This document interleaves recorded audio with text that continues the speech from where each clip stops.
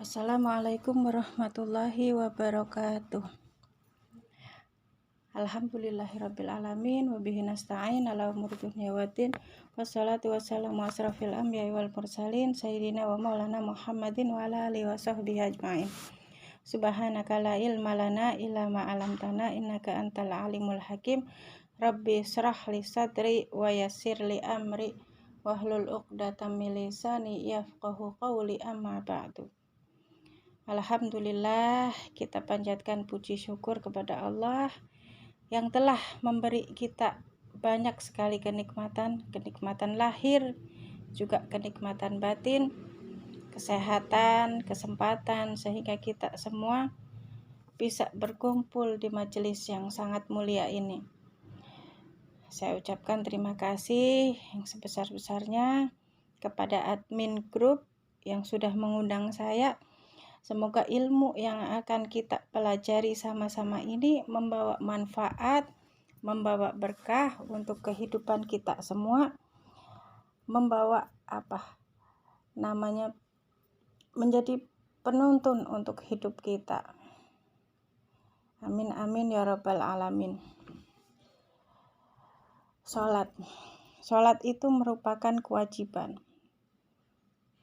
Barang siapa yang meninggalkan kewajiban berarti dia berdosa dan mendapatkan hukuman dari Allah Subhanahu wa taala. Salat itu adalah waktu perjumpaan dengan Allah Subhanahu wa taala. Selain merupakan kewajiban yang harus ditunaikan, salat juga merupakan waktu perjumpaan seorang hamba dengan Rabb-nya, dengan Allah Subhanahu wa taala. Bagi seseorang yang mengaku cinta kepada Allah, maka sudah semestinya dia menunggu dan berbahagia ketika waktu perjumpaan itu datang. Ketika mendengar azan berarti di situ datang panggilan Allah kepada kita untuk berjumpa dengannya, berjumpa dengan Allah. Orang yang benar-benar rindu dengan kekasihnya, misalnya rindu dengan suaminya, atau rindu dengan istrinya, atau rindu dengan orang tuanya, rindu dengan orang-orang yang dia cintai, maka pasti merindukan waktu perjumpaan. Benar begitu kan teman-teman?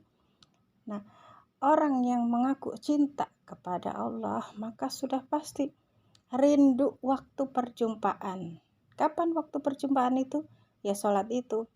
Maka ada perbedaan orang yang merindukan Allah dengan orang yang tidak rindu kepada Allah. Orang yang cinta sama Allah itu nunggu-nunggu kapan waktu berjumpa sama Allah.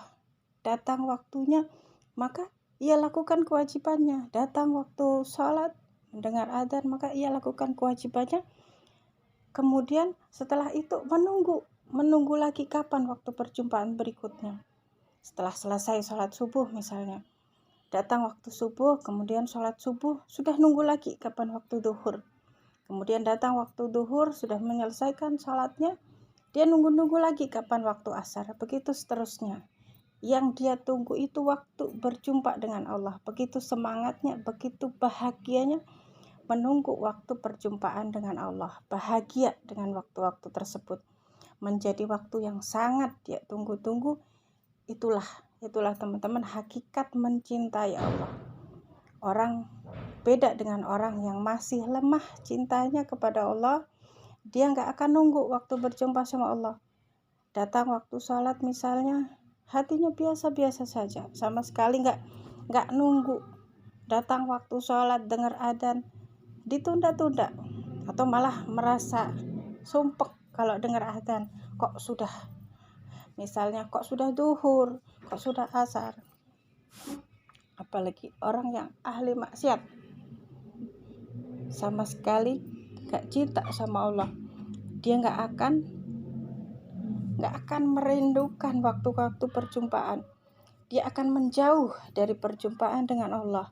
Datang waktu sholat, dia merasa sumpek, gak suka. Dia lalaikan sholatnya, dia tinggalkan sholatnya, dan gak merasa menyesal dengan hilangnya waktu sholatnya sendiri. Itulah orang yang gak cinta sama Allah, orang yang jauh hatinya dengan Allah. Na'udzubillah min dzalik. Dari riwayat Abu Naim Rasulullah bersabda, orang yang meninggalkan sholat secara sengaja, maka Allah menuliskan namanya di pintu neraka. Ditulis oleh Allah sebagai orang yang kelak akan memasuki nerakanya Allah Subhanahu wa Ta'ala. Jadi kita yang kepingin jauh dari nerakanya Allah, jangan tinggalkan sholat. Kalau dia meninggalkan sholat, berarti dia secara sengaja mencantumkan namanya sendiri di pintu neraka. Karena Allah sudah mengingatkan kita bahwa orang yang meninggalkan sholat berarti dia secara sengaja kepengen namanya ditulis di pintu neraka. Nah, orang tua misalnya yang sayang kepada anaknya, berarti jangan sampai nama anaknya itu ditulis di pintu nerakanya Allah. Berarti datang waktu sholat, ingatkan anak-anak kita untuk sholat. Jangan sampai kita biarkan keluarga kita, anak-anak kita, suami atau istri kita meninggalkan sholat dalam keadaan apapun. Walaupun sakit, kita tetap sholat. Walaupun capek, walaupun sibuk, tetap kita harus sholat. Walaupun kita tidur kemalaman, datang waktu subuh, ya bangun untuk melaksanakan sholat subuh. Jangan bosan untuk mengingatkan, jangan bosan untuk membangunkan keluarga kita untuk sholat. Karena itulah bukti sayang kita, cinta kita kepada keluarga kita.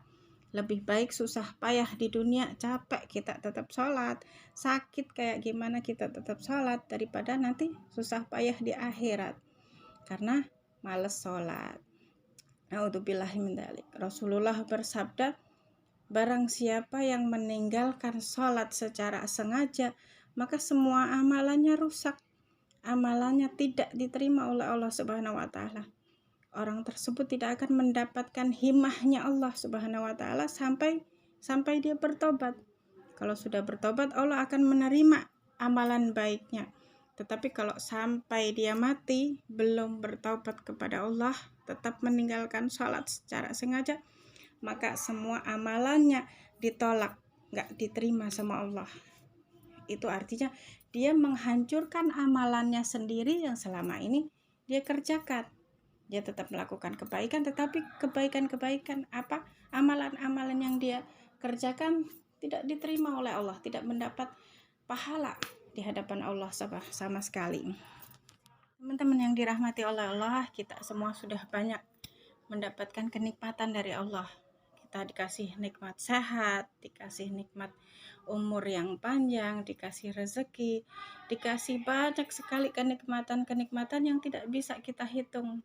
Maka bagaimana sampai kita tidak cinta sama Allah? Orang yang bersyukur tentu akan cinta sama Allah dengan sholat. Jangan sampai jadi orang yang lupa untuk bersyukur sehingga dia meninggalkan sholat-sholatnya.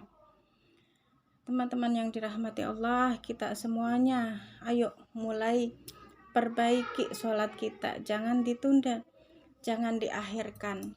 Orang kalau misalnya mau berjumpa dengan orang yang dicintainya, kita rasanya pengen cepet-cepet ketemu, semangat, menunggu-nunggu waktu berjumpa, berbahagia saat waktunya tiba.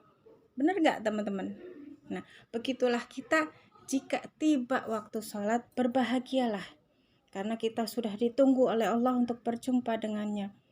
Gak ada alasan apapun untuk menunda sholat, menunda waktu perjumpaan kita. Sesibuk apapun kita segerakan sholat. Sesegera kita mengangkat telepon kita, telepon dari pasangan kita atau telepon dari teman kita, maka sesegera itu kita harusnya lebih sesegera lagi dalam memenuhi panggilan-panggilan Allah. Begitulah kita kalau dengar adzan segera sholat. Sama cepatnya kita kalau kita dengar HP kita bunyi ada panggilan, kita langsung angkat.